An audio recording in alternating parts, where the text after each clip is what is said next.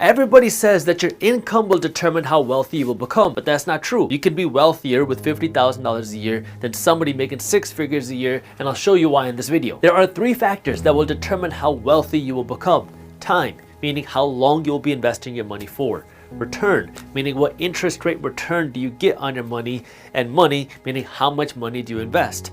Most people think that if you make more money, you will be able to become wealthier because hopefully you'll be able to invest more money, assuming that you have the financial education to invest. But somebody earning $50,000 a year can outperform somebody earning 6 figures a year, even assuming they're investing the same percentage of their income if the person making $50,000 a year can optimize these 2 things. If you make $100,000 a year and you invest 15% of your income, which is $15,000 a year, and you can get a 10% annual return on your money, and you start when you're 30 years old, well, by the time you retire, you will have about $4.9 million.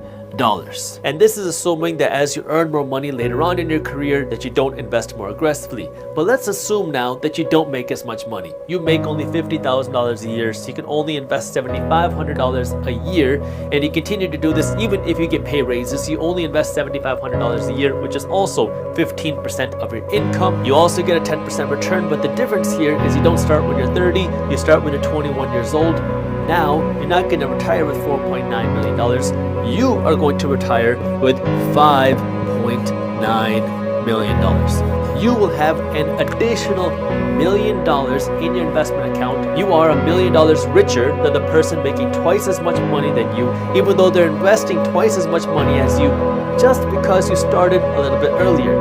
That's why the 3 factors that will determine how wealthy you'll become are time, return, and the amount of money that you invest.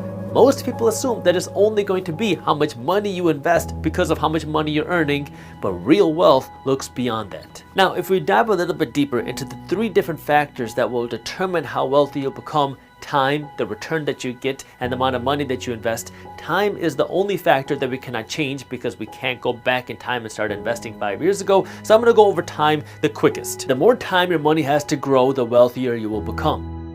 The next thing that will determine how wealthy you become is the return you can get on your money, meaning how fast you can grow your money. And there's 2 aspects I want you to understand here. One is how you can get a better return on your money, meaning how do you invest your money and where do you invest it to get a better return. And second, how do you prioritize and manage your fees? Because if you're investing your money in funds, whether it's an index fund, a mutual fund, an ETF, you're going to be paying fees, and these fees can eat up the returns that you're getting, which will influence how wealthy you will become. Every single fund that you invest in, whether you're investing in your 401k or your IRA, or you're actively going out and investing in ETFs, mutual funds, and index funds, is going to cost you a fee, and you want to know what this fee is. This fee is typically called an expense ratio, and the reason why this is so important is because, well, if you don't know what the fee is, then your money manager could be charging you a lot more than you're wanting to pay, because a 1% fee is going to cost you, well, more than just 1% of your wealth. Because a 1% fee, if in the same situation you had to pay a 1% fee on your investments, it's not a 1% fee on your $5.9 million.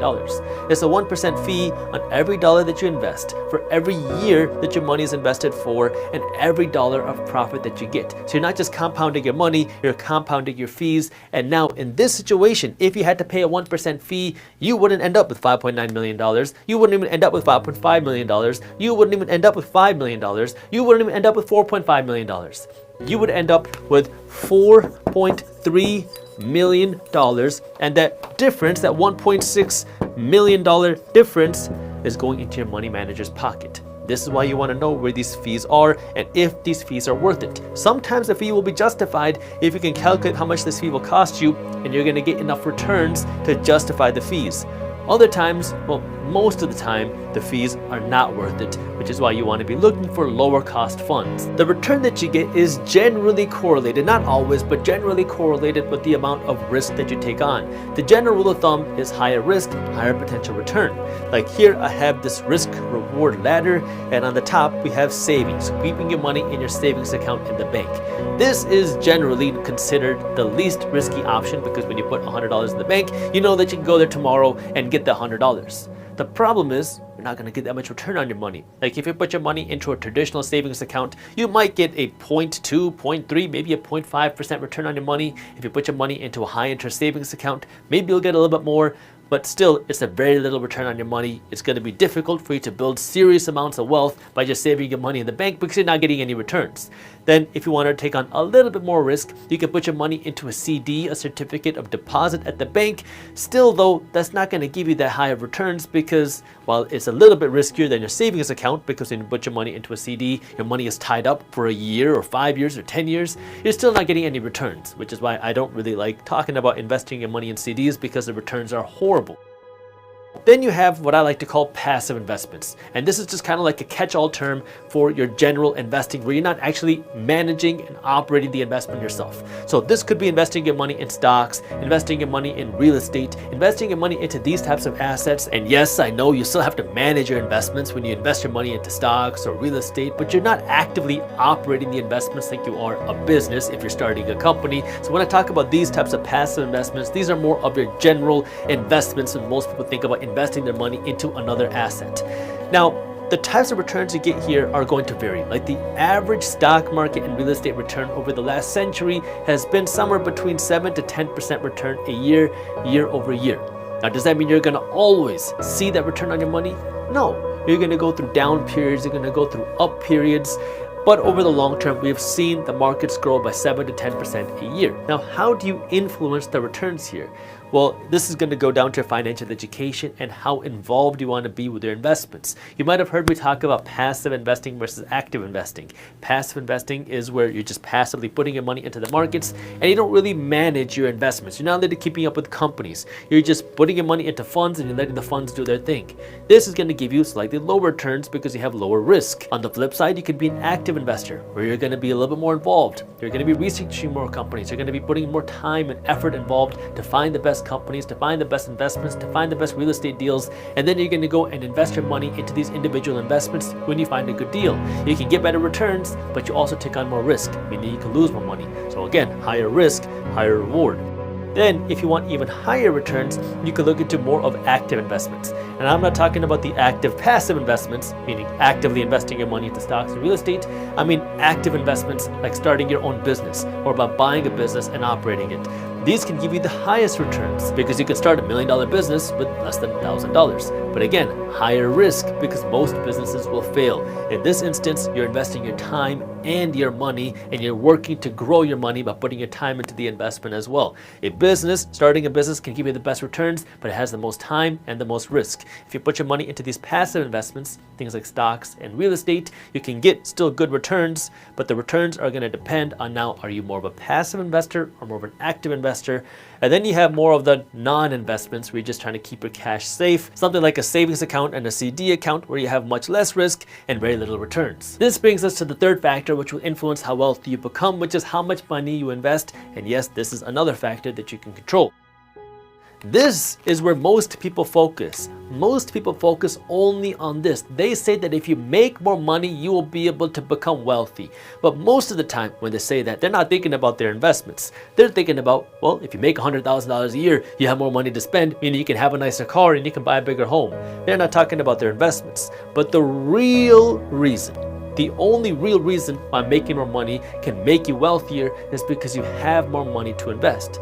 But again, you need to look at the three factors. You have to look at the interest rate that you're getting, you have to look at how long you're investing your money for, and then how much money you're investing your money for. How can you have more money to invest? Well, this really comes down to two factors. One is spending less money, so you have more money to invest. And the second is earning more money, so you have more money to invest. Now let me emphasize this one more time. This isn't the only factor that will determine how wealthy you will become. You also have to look at how long you invest your money for and the returns that you will get. There's a whole art in getting better returns on your money. That's the whole financial education space of how you invest your money to get the best returns. There's also an art of how you can earn more money. This is more on the entrepreneurial side of financial education. How can you increase your income? Because if you go to your boss and say, hey boss, can you 10x my income? They're probably going to say no.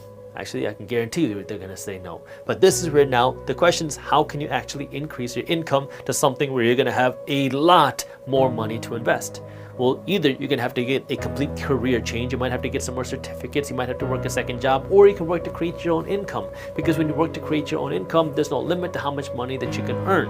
And it also doesn't matter how old you are when you start, but it's a whole different beast of entrepreneurship, learning how to sell something, learning how to create a product, learning how to find customers. The key is when you earn more money, why are you working to earn more money? If you're working to earn more money just so you have nicer stuff, well, you're doing it the wrong way. If you're working to earn more money, that way you can invest more money, then you're doing it the right way. But even if you're not an entrepreneur person, what you can do now to invest more money without having to go out and create a new income or start your own business, what you can do now is next time you get a pay raise, next time you get a bonus, don't go out and inflate your lifestyle. That is the quickest key to becoming wealthier faster. When you get an increase in income, don't increase your lifestyle. Instead, what you could do is take a pay raise and invest all of that. Or if you really want to start living a little bit bigger and you don't want to invest all of it, then at least take a percentage of your new pay raise, of your new bonus, of your new promotion, and take this new income and use this money as an investment bonus. That way now you're also investing more money. Because now if you're investing more money, you're also going to see more money grow and compound to make you more wealthy.